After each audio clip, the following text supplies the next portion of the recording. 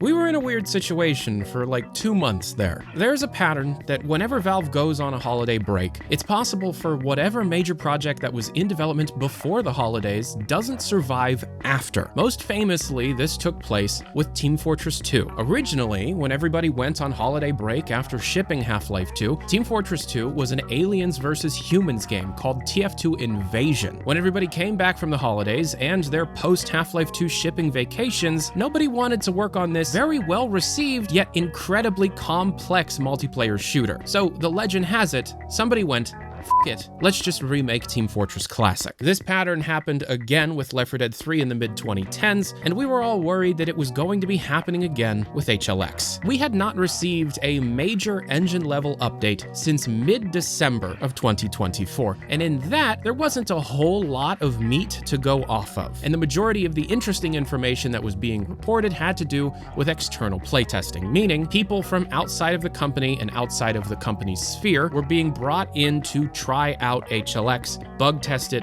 hardcore. Those two things coming together at the same time spells disaster for Valve software, as external playtesters are usually the types of people that cause Valve to reevaluate projects. This has happened for nearly every major released Valve project. Deadlock was Neon Prime. Half-Life Alyx was originally a game about Combine sympathizers and a woman named Han. Half-Life 2 was dark and gritty. Team Fortress 2 was called Invasion. Every single game had a reboot period. And if you had external playtesters at the same time people were going on holiday vacation, a lot of people who are in the know started getting worried. That was until this last major Dota 2 update, where we got final confirmation indeed that HLX survived the holiday break, does not seem to be going through any form of reboot, and an announcement seems to be inching ever closer.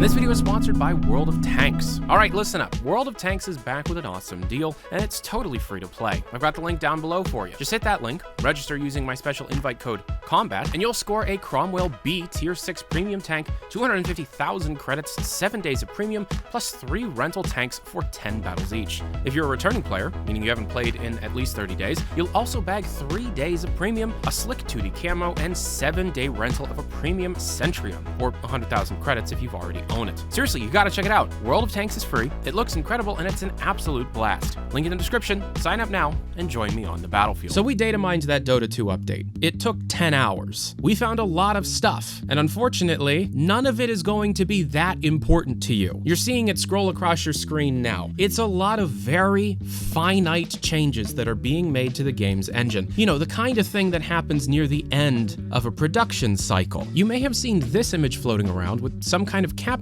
stating that it looks like Valve has hit the optimization and polish phase. This is allowing the engine to tone down the computational power of each AI within a space based on the distance from the player. This absolutely is optimization work. What you likely didn't see on Reddit or Twitter or Blue Sky was everything else. The majority of the information that was found within the latest Dota 2 update pertains to optimization and polish. This is getting to the point where it does feel as if Valve is nearing completion of the production of HLX. And if the rumors and rumblings behind the scenes are to be believed, then this is absolutely the case. And an announcement, not a release, but an announcement for the calendar year of 2025 could be expected. I said could be expected. And instead of trying to go through each and every string and how it pertains to a specific system within Source 2, I am instead going to try and recap. HLX appears to be a single-player,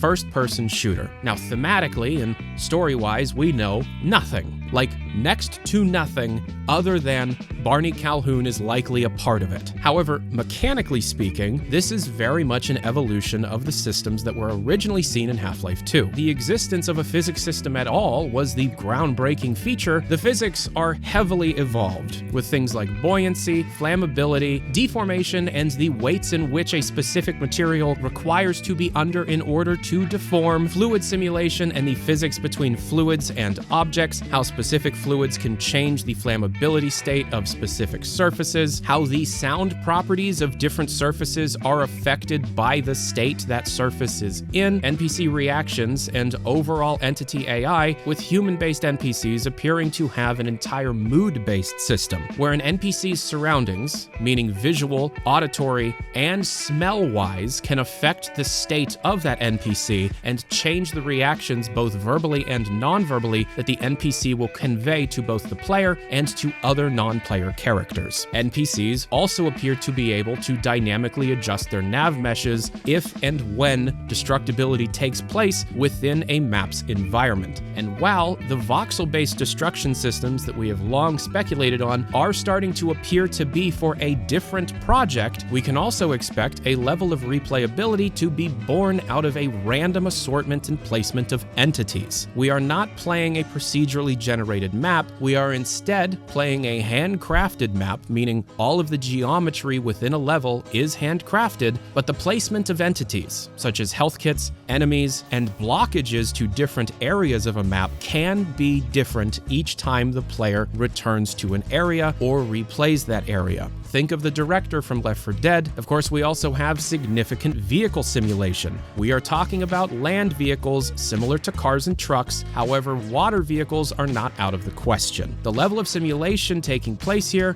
is on par with games that are predominantly focused on driving. HLX, or as we think it will be, Half-Life 3 does appear to be shaping up to be what we think Valve wants: the next generation of interactivity within a virtual space. And sure, as far as this kind of game goes, strictly single-player first-person shooters are kind of rare nowadays, so anything would be seen as revolutionary. Valve, of course, needs to push that envelope. And with all of the strings that were found within the Dota 2 update pointing to the idea that they're polishing and optimizing, we might be closer than even I originally thought, with an announcement possibly in 2025. Once again, not a release necessarily, but an announcement possibly in 2025. Oh, and okay, well, on February 25th, 2025, a massive update to Deadlock came out, changing the 4-lane map into a 3-lane map, and an entire 3 months worth of engine changes also shipped with that. And although I have not data mined this, a few others have done a very basic search, and the string HLX FSR3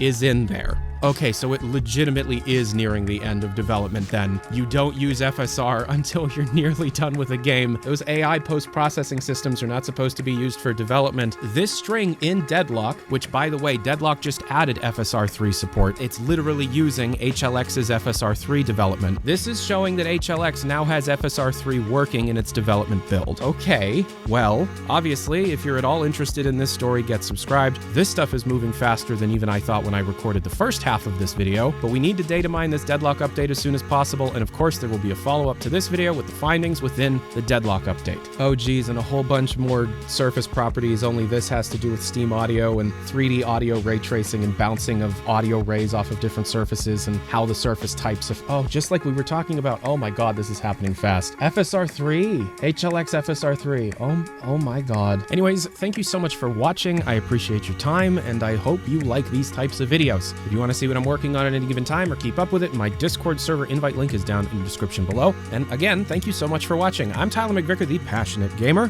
I'll see you all next time, and I hope you're having a great life. Peace and hair grease. Adios.